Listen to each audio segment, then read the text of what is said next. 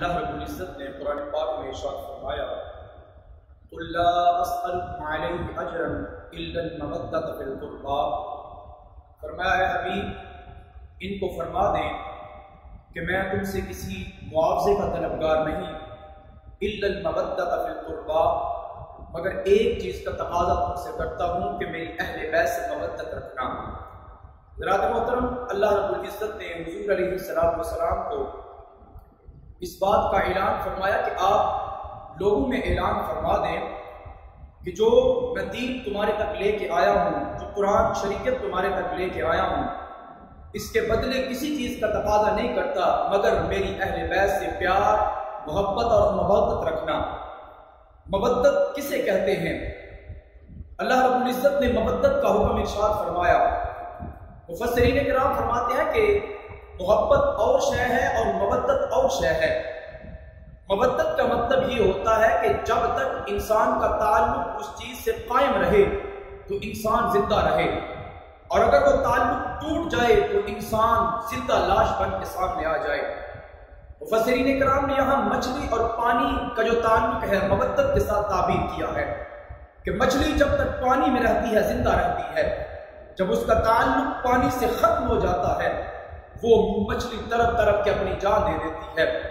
اسی طرح رب کائنات نے فرمایا کہ اہل بیت سے مودت رکھنی ہے کہ اگر تمہارا تعلق اہل بیت کے ساتھ ہو تو تمہاری دنیا سلامت ہو، اور اگر خدا نخواستہ اہل بیت کا دامن چھوڑ دو تو تم زندہ لاش بن کے سامنے آ جاؤ۔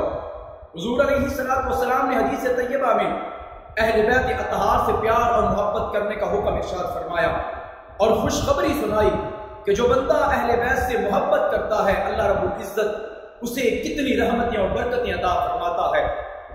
آج ہر انسان چاہتا ہے کہ جب وہ دنیا سے جائے تو اللہ توبہ کی توفیق عطا فرما دے۔ سنو میرے مصطفیٰ علیہ السلام نے کیا فرمایا؟ فرمایا الا ومن مات علی حب آل محمد مات تائبا۔ میرے حبیب علیہ السلام نے فرمایا کہ جو کوئی اہل بیت کی محبت رکھتا ہوا دنیا سے جائے گا اللہ مرتے وقت توبہ کی توفیق عطا فرما دے گا۔ آج انسان کی خواہش ہے کہ اللہ شہادت کی موت عطا فرمائے۔ حضور علیہ السلام نے فرمایا الا ومن مات علی حب آل محمد مات شہیدا۔ میرے حضور علیہ السلام نے فرمایا جو کوئی اہل بیت کی محبت رکھتا ہوا دنیا سے جائے گا اللہ رب العزت شہادت کی موت اسے عطا فرمائے گا۔ اور آگے حضور علیہ السلام نے فرمایا الا ومن مات علی حب آل محمد فیفتح فی قبرہ بابان من الجنہ۔ میرے حضور علیہ السلام نے فرمایا جو کوئی اہل بیت کا دامن تھامے ہوئے دنیا سے رخصت ہوگا اللہ رب العزت قبر کے اندر جنت کی 2 کھڑکیاں کشادہ فرما دے گا۔ آگے حضور علیہ السلام نے فرمایا ایک اہل بیت سے محبت کرنے والا اور ایک وہ بدبخت جو اہل بیت سے بغض رکھتا ہے، اہل بیت سے کینہ رکھتا ہے، اس کے لیے میرے حضور علیہ السلام نے فرمایا الا ومن مات علی بغض آل محمد مکتوب بین عینیہ آئس من رحمت اللہ۔ میرے حضور علیہ السلام نے فرمایا سنو جو کوئی اہل بیت کا بغض رکھتا ہوا دنیا سے جائے گا قیامت کے دن اس کی آنکھوں کے درمیان لکھا ہوگا کہ یہ اللہ کی رحمت سے نا امید ہے، اللہ کی رحمت سے اس سے حصہ نہیں ملنے والا۔ اور آگے سنو میرے حضور علیہ السلام نے فرمایا الا ومن مات علی بغض آل محمد مات کافرا۔ فرمایا جو کوئی اہل بیت کا بغض سینے میں رکھ کر دنیا سے جائے گا وہ کافر ہو کے دنیا سے جائے گا۔ سامعین محترم، اہل بیت کی محبت دنیا اور آخرت میں کامیابی کا وسیلہ ہے۔